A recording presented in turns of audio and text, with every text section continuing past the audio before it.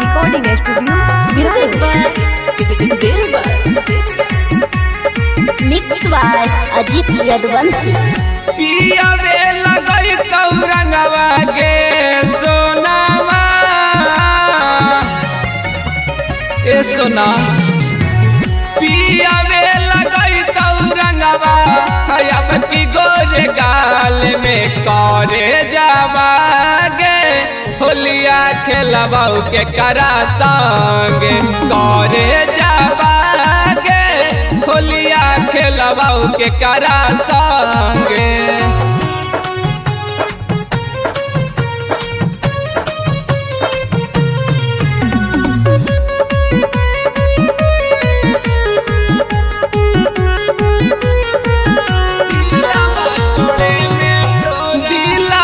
टोले में तोरा लागल न लाज गे पागला बनाई देनी होलिए में जान गे होलिए में करे जा दिलवा टोले में तोरा लागल न लाज गे पागला बनाई देनी होलिए में जान गे।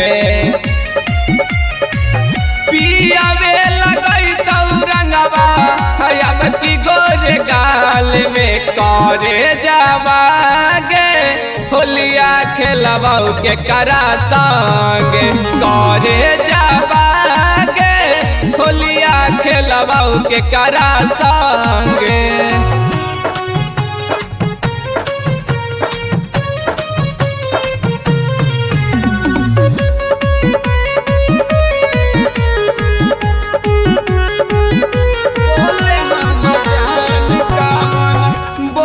हमर जान कावन कैलियो कसूर गे होलिए में चल गेनी हमारा से दूर गे हमारा से दूर गे बोले हमर जान कावन कैलियो कसूर गे होलिए में चल गेनी हमारा से दूर गे।